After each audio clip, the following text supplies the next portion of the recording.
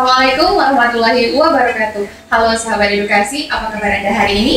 Senang sekali saya Weni Zahra kembali menyapa Anda dalam program Tanya Kesehatan.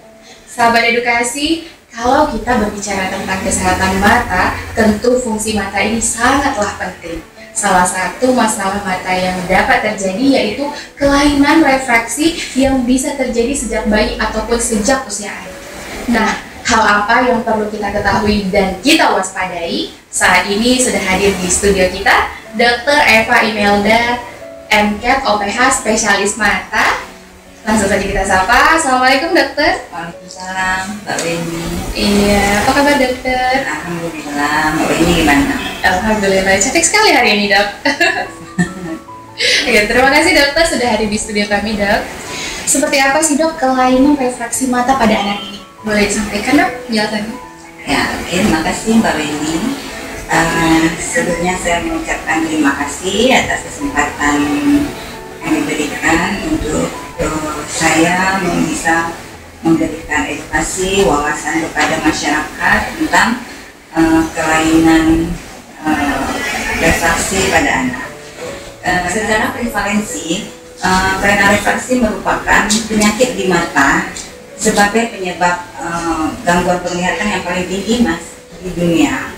Jadi kelainan refraksi yaitu suatu kondisi di mana mata anak melihat tidak fokus. Jadi harus kita sadari bahwa setiap anak yang dilahirkan terlihat bola mata terlihat normal belum tentu memiliki fungsi yang normal. Jadi secara kasat mata terlihat anak memiliki mata, gerakannya normal, tapi belum tentu fungsinya normal. Dan memang fungsi penglihatan mata anak itu setelah saat lahir itu tidak langsung normal seperti mata dewasa, tetapi masih dalam kondisi yang belum matang dan perlu proses sekian tahun dalam masa pertumbuhan kembangnya anak untuk mencapai fungsi penglihatan yang matang seperti dewasa. Seperti itu ya dok. Terlihat normal namun ternyata belum tentu normal, seperti yang dokter katakan tadi ya. Ya benar Mbak Weni. Seperti apa dok penyebabnya untuk kelainan refraksi ini? Ya, adapun penyebab dari kelainan refraksi ini, sahabat edukasi, yaitu sebagian kasus berkaitan dengan genetik, di mana orang tua yang ibu bapak salah satu atau kedua orang tua atau ada keluarga yang lain di atas dari orang tuanya, misalnya kakek nenek yang ada memiliki riwayat mata minus atau mata plus yang terlalu tinggi, itu biasanya dapat diturunkan kepada keturunan berikutnya. Sebagian kasus lagi itu terjadi tersendiri tanpa ada hubungan kaitan dengan keluarga, seseorang bisa menderita kelainan refraksi. Berarti bisa karena keturunan ya dok ya? Nah, kemudian ketika kita mau melihat ada tanda dan gejala dari anak, ini kan anak tidak bisa menyampaikan keluhannya ya dok. Nah dari kita nih bagaimana nih cara kita mengamati tanda dan gejala?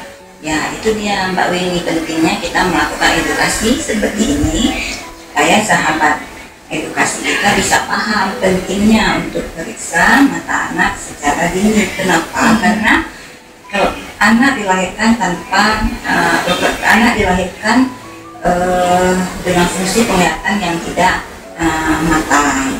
Jadi ada proses supaya anak bisa mencapai tingkat kematangan fungsi penglihatan tersebut, dan itu harus didukung dengan salah satunya yaitu cahaya, tidak adanya penghambat cahaya masuk ke mata dan diproses di otak, kemudian terjadi proses pembentukan bayangan untuk melihat.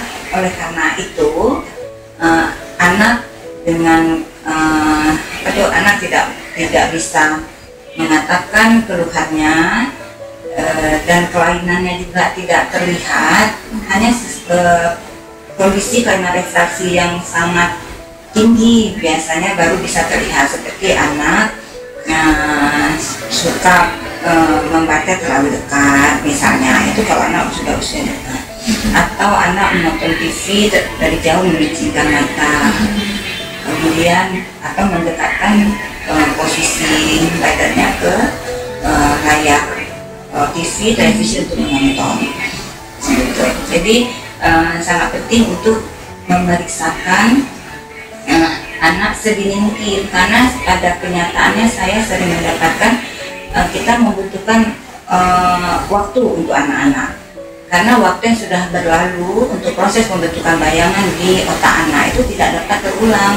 Jadi kayak kita takut terjadi komplikasi yang kita tidak harapkan, di mana komplikasi itu menetap permanen sampai usia tua. Itu yang kita takutkan, sehingga selain kita melihat gejala kegiatan aktivitas anak-anak terganggu atau tidak dengan aktivitasnya, kita harus curiga. Walaupun tidak ada terganggu, saya sarankan untuk tetap diperiksakan, karena sering saya dapatkan setelah SD masuk tingkat sekolah, baru anak tersebut diinfokan sama ibu gurunya kalau dia tidak melihat papan tulis atau prestasinya menurun gitu, atau dia menyontek dari teman setelahnya untuk menulis catatan yang di papan tulis misalnya. Nah, di situ baru ketahuan, dan saat itu masa perkembangan otak anak untuk melihat sudah terlewati. Nah, itu sudah terjadi komplikasi yang tentunya kita akan lebih sulit untuk mengobatinya. Baik, nah dokter, di usia berapa dok orang tua sudah dapat memeriksakan kira-kira gejala kelainannya ini pada anak di usia berapa? Sejak lahir, Mbak Weni. Sejak lahir setiap anak yang dilahirkan berhak untuk dilakukan pemeriksaan fungsi penglihatannya. Selain fungsi juga anatomi, struktur mata diperiksa, kesempurnaan pembentukannya, kemudian fungsinya sejak lahir sudah. Jadi untuk cara pemeriksaan pada anak pun juga tidak sama dengan pada dewasa. Segitu pentingnya Mbak Weni mengetahui fungsi penglihatan mata anak, karena anak ini kita mengejar waktu. Nah, sedini mungkin kita tahu, semakin cepat untuk kita bisa mengatasi, mencegah komplikasi yang terjadi. Jadi banyak dibuat teknik-teknik berbagai cara untuk bisa memeriksa fungsi baik mata anak seumur apapun, dari bayi tingkat setahun, 2 tahun, 3 tahun, 4 tahun, tidak ada halaman, tentu harus bisa periksa berapa fungsi penglihatan anak. Dokter, ketika masih bayi dok, seperti apa tanda dan gejala yang dapat kita lihat? Tadi kan kalau di usia anak tersebut membaca terlalu dekat, gitu ya dok, menonton TV terlalu dekat. Kalau di usia bayi bagaimana dok? Ya, baik Mbak Bini, pertanyaan yang bagus. Jadi sahabat edukasi untuk tingkat anak yang sangat bayi yang disebut dengan preverba, biasanya 2 tahun ke bawah, itu bisa dilihat komplikasi dari fungsi penglihatan yang tidak fokus itu, yaitu berupa mata anaknya juri atau mata anaknya bergoyang-goyang sendiri, yang disebut dengan nystagmus istilah kedokteran kita. Dan dari situ bisa curiga kalau ada terjadi gangguan nih pada fungsi penglihatan anak. Ketika orang tua atau sudah memeriksakan kelainannya, seperti apa penanganannya dok? Ada beberapa prosedur untuk memeriksa fungsi penglihatan anak yang tentunya berbeda dari orang dewasa. Kalau dewasa lebih mudah dan alat-alat yang digunakan juga sudah umum ya, mungkin diketahui. Tapi kalau untuk mata anak ada alat-alat yang khusus, menggunakan yang namanya pemeriksaan refraktif objektif. Jadi perbedaannya apa? Kalau pada dewasa kita kan menanyakan sama dewasa ini huruf apa, kita bisa suruh membaca atau melihat gambar apa, tulisan apa. Nah, kalau pada yang tingkatan bayi kita menggunakan alat yang namanya strip retinoskop. Nah, alat itu bisa mendeteksi berapa kira-kira minus atau plusnya ukuran mata anak yang bayi. Kemudian untuk tingkatan anak yang bisa mengambil benda yang kecil-kecil, motorik halusnya atau motorik kasarnya sudah mulai terbentuk, kita bisa melihat menggunakan benda kecil-kecil yang warna-warni yang menarik untuk anak untuk diambil. Nah, dari situ ada nilainya. Kalau anak bisa mengambil dan mungkin memasukkannya, kan anak-anak usia itu senang masukin sesuatu ke mulutnya ya. Jadinya di situ ada nilainya berapa fungsi penglihatan anak. Kemudian ada alat-alat macam-macam deh Mbak, alat-alatnya itu ada yang menggunakan kardus, gambar-gambar. Kemudian pada anak yang sudah mulai mengenal gambar, kita sudah bisa dengan cara tertentu menempatkan gambar tersebut, menyuruh si anak menyebutnya, atau menggunakan huruf-huruf yang besar-besar ukurannya dan tidak terlalu bervariasi. Kalau untuk orang dewasa kan hurufnya campur-campur tuh banyak, ya kan? Mungkin Mbak Weni pernah melihat proses periksa kacamata pada orang dewasa. Nah, tapi kalau anak-anak tidak menggunakan huruf yang terlalu bervariasi, misalnya huruf H, O, T, V, A, huruf-huruf itu aja, 4 huruf dibalik-balik sama di layar itu yang mudah dikenal anak. Gitu. Selanjutnya untuk penanganannya bagaimana Dok? Ya, penanganannya kalau memang sebenarnya pada anak-anak itu yang paling sulit ya Pak, itu menentukan diagnosa kelainan refraksi ini benar nggak kelainan refraksi gitu, karena metodenya juga banyak dan memerlukan kooperatif pada anak. Untuk penanganannya kita memberikan kacamata dan satu lagi tingkat kedisiplinannya itu, jadi harus membutuhkan tingkat kooperatif dari tingkat kerjasama orang tua untuk memeriksakan, untuk selalu mengawal, mengkontrol anak-anaknya memakai kacamata tersebut. Agak sulit ya Dok, ini kan anak-anak kita tidak tahu kadang moodnya untuk menggunakan kacamata gitu ya. Ya, jadi sahabat edukasi sangat dibutuhkan proaktif dari para sahabat semuanya untuk buah hati kita yang tercinta, untuk memeriksakan mata anak, dan saat memang harus pakai kacamata dikontrol dipakai selalu, sehingga kacamatanya itu mempunyai efek terapi. Semakin dini kita memberikan kacamata pada anak, semakin bagus. Komplikasi yang dicegah, ataupun kadang-kadang sudah muncul komplikasinya amblyopia, misalnya mata malas. Yang kita paling takutkan kan komplikasinya mata malas. Nah, kalau jadi mata malas dengan komplikasi di usia 8 tahun kita dapat, saya sering dapat kasus tuh bisa meningkat kembali fungsi penglihatannya, bahkan menjadi normal. Nah, tapi kalau misalnya di atas 13 tahun biasanya sudah berat, itu bisa kembali normal kembali. Menarik nih Dok, ada komplikasinya. Apa saja Dok komplikasinya yang dapat terjadi? Ya, yang paling kita takutkan komplikasinya itu mata juling, mata nistagmus, kemudian itu apa Dok? Nistagmus itu bola mata anak bergerak-gerak sendiri. Nah, kalau juling, strabismus, mata anak tidak searah antara mata kiri dan kanan. Satu mungkin lari ke dalam saat melihat lurus tepat, satu lari, jadi tidak sinkron antara mata kiri dan kanan. Itu strabismus atau mata juling. Kalau nistagmus, mata anak berputar-putar sendiri. Jadi mencari-cari, dia searching dalam tujuannya untuk berusaha untuk fokus, sebetulnya itu. Kemudian yang paling juga komplikasi yang permanen itu yaitu amblyopia, mata malas, yang disebut mata malas. Jadi mata malas itu ada beberapa tingkatan, ada ringan, sedang, dan berat Pak Weni. Nah, kalau yang tadi saya sempat bilang, kalau semakin ini fungsi penglihatannya akan lebih bagus untuk kita tangani kembali, dan bahkan dapat normal kembali. Mata anak yang mata malas ringan, sedang, bisa normal kembali untuk usia di bawah 8 tahun. Tapi kalau sudah 13 tahun sudah agak sulit sedikit, tetapi kita ya tidak ada kata untuk putus asa. Untuk 13 tahun lebih akan sulit kembali lagi.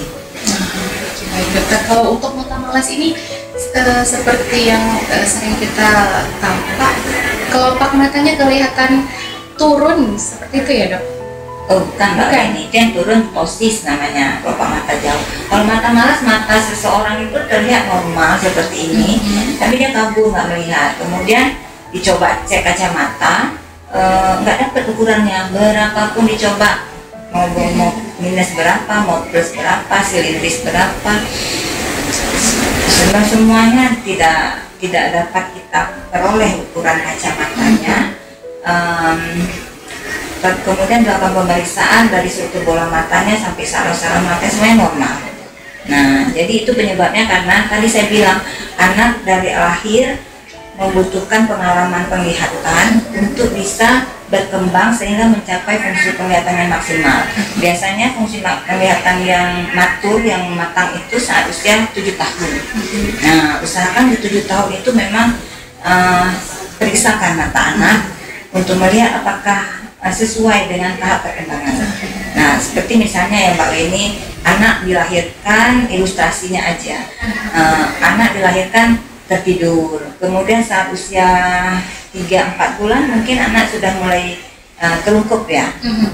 Kemudian mulai belajar duduk, ya kan ada tahap-tahapannya sampai anak berdiri, berlari. Nah kan ada tahap-tahapannya. Begitu juga untuk fungsi penglihatan. Jadi saat lahir sekian batas penglihatan anak, saat usia 3 bulan sekian, saat usia setahun sekian, 2 tahun, 4 tahun sampai usia 7 tahun. Jadi semuanya itu ada tahap-tahapannya untuk melihat. Jadi semakin cepat kita temukan gejala kelainan, semakin cepat diobati, akan semakin cepat pula dapat disembuhkan ya dok? Ya betul. Nah seperti itu untuk komplikasinya tadi, semakin banyak dokternya untuk komplikasinya. Nah dengan adanya komplikasi, kita takut nih. Bagaimana ya dok ya kira-kira untuk mencegahnya agar tidak dialami oleh anak kita? Ya mencegahnya hanya dengan sebetulnya mudah untuk dilakukan oleh para sahabat edukasi, yaitu memeriksakan mata anak sedini. Memang saat anak, ya memang ada istilah ya sebetulnya. Sampai usia anak 2 tahun itu memang seorang ibu, keluarganya itu nggak boleh jauh dari anaknya sebetulnya. Itu tujuannya itu supaya bisa cepat melihat adanya kelainan ataupun ada waktu ya untuk memeriksakan anak kondisi kesehatan termasuk matanya. Meluangkan waktu nih bagi orang tua untuk memeriksakan mata anaknya ya. Karena sekarang ini kan zamannya orang tua bekerja. Nah jadi kan mungkin yang tidak terpantau. Kemudian juga untuk memeriksakan kan perlu waktu. Biasanya kan periksa itu kalau udah ada keluhan anak baru periksa. Ini tanpa ada keluhan memang di situ agak memberatkan, makanya membutuhkan kerjasama dari ibu-ibu sahabat edukasi untuk memiliki wawasan bahwa sangat penting periksa mata anak tersebut untuk mencegah komplikasi yang kita tidak inginkan, yaitu matanya juli dan mata malas yang disebut dengan ambliopia. Dokter, nah untuk jenis-jenis kelainan refraksi dan penanganannya bagaimana dokter? Ya, jadi ada Mbak Weni dan sahabat edukasi, ada 3 jenis kelainan refraksi, ada minus, ada miopia yang dikoreksi dengan kacamata minus. Jadi tidak semuanya kira kan selalu di masyarakat berpikir bahwa mata anak minus, selalu tidak terlepas untuk terjadinya hipermetropia yang disebut dengan mata yang dikoreksi dengan kacamata plus. Jadi bisa saja koreksi itu dengan kacamata minus, kacamata plus, dan kacamata silindris. Nah, jadi ada 3 pembagian dari kelainan refraksi, yaitu miopia yang dikoreksi dengan kacamata minus, hipermetropia yang dikoreksi dengan kacamata plus, kemudian terdapat 3 jenis pembagian dari kelainan refraksi ini, yaitu miopia yang dikoreksi dengan kacamata minus, hipermetropia yang dikoreksi dengan kacamata plus, dan astigmatisme yang dikoreksi dengan kacamata silindris. Jadi Mbak Weni dan sahabat edukasi, tidak selamanya anak-anak itu menderita kelainan refraksi miopia atau pakai kacamata plus, tapi bisa juga dengan silindris ataupun kacamata plus. Nggak semuanya kacamata plus ditujukan untuk orang tua. Seperti itu ya. Yang terakhir dokter, ketika seseorang ataupun ulangi ya.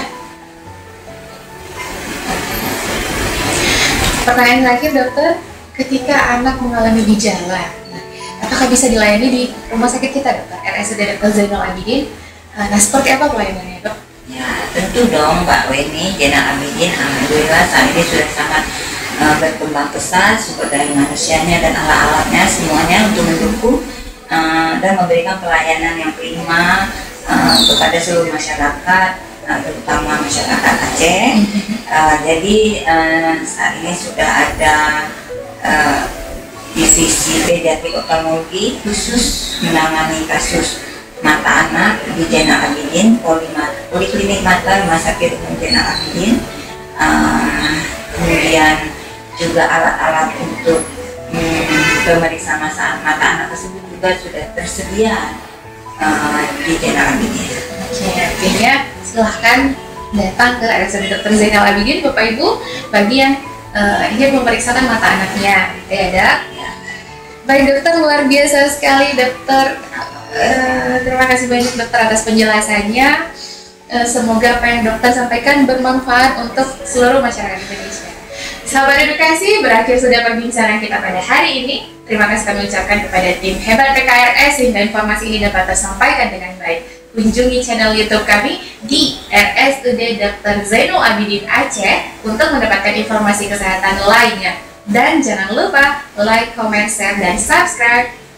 Saya Weni Zahra dan narasumber kita Dr. Eva Imelda pamit undur diri.